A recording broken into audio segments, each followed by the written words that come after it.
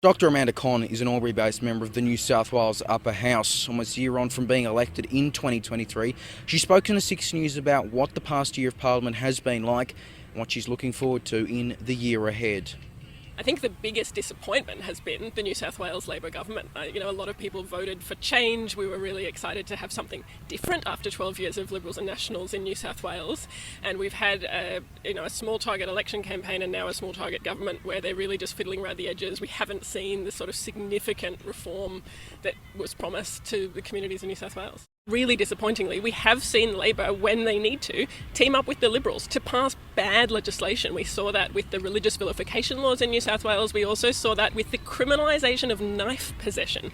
They were both really rushed, poorly drafted bills where they didn't have the support of the crossbench. So they actually just went to the Liberals, and that was really disappointing. I've got the opportunity at the moment to be chairing an inquiry into mental health services in New South Wales as chair of the Health Committee in the Upper House, and we've heard some really incredible evidence, particularly around the need for a different approach to mental health emergencies in New South Wales.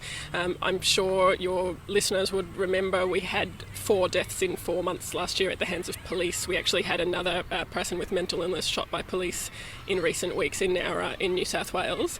Other states have much better models already. In South Australia, mental health emergencies are responded to by a paramedic and a mental health clinician who can do an informed risk assessment based on someone's medical record.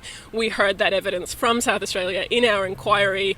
They got asked some really tough questions around, the safety for health workers. Have there been any incidents of harm coming to those workers by putting them in volatile situations? The answer was no.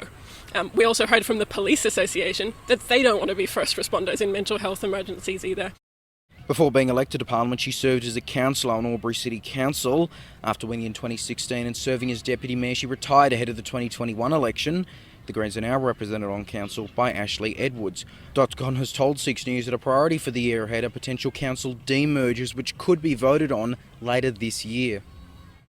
Lots of councils were forcibly merged in 2016 in New South Wales, and if you ask people who live in Guyra or Tumbarumba or Bumbala or Pittwater how that's going, they will tell you that it's been a disaster, that those councils are now struggling with financial sustainability, that they've had cuts to local services. It's had a tangible impact on people's day-to-day lives. I've heard from local councillors who've had to close a public library, for example. So council de-amalgamation for those communities is a really key issue, and I'm really excited that I've got a bill before the Parliament that will enable those communities to have a democratic vote, a binding vote, so that if they vote to demerge, the minister actually has to enable that. When you look at places like Cootamundra Gundagai, they have said loud and clear that they feel like 2 separate regional communities and they want 2 separate councils, so forcing that from top down has had really detrimental results. It's really exciting to have a local government election this year. Local government, it's the closest level of government to the communities that represents and actually impacts people's lives day to day. All the things that make our communities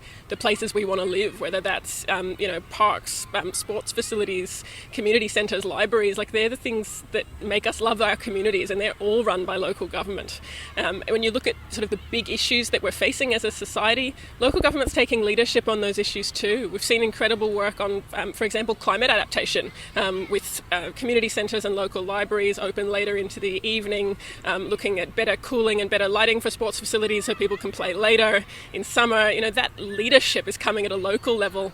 The other great examples up in the Northern Rivers, in flood-impacted communities, the leadership in terms of disaster recovery and resilience, neighbourhood level resilience, it's actually coming at that grassroots community level. It's coming from local government. It's not coming from state and federal government. Local government elections are such an exciting time to talk about those really big issues. It's so much more than roads, rates and rubbish. More than half of our Greens party room in New South Wales live in regional New South Wales. I think it's a real myth that regional communities are hostile to the Greens. I was elected as Deputy Mayor here in Albury, down on the border. We're talking about environmental sustainability.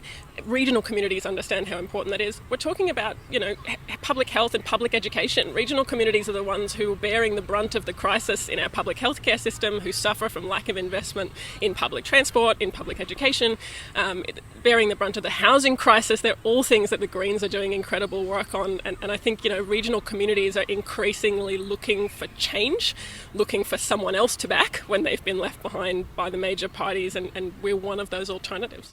The 2024 New South Wales local government elections will be held in September, and Six News will be the only news channel with live coverage all night.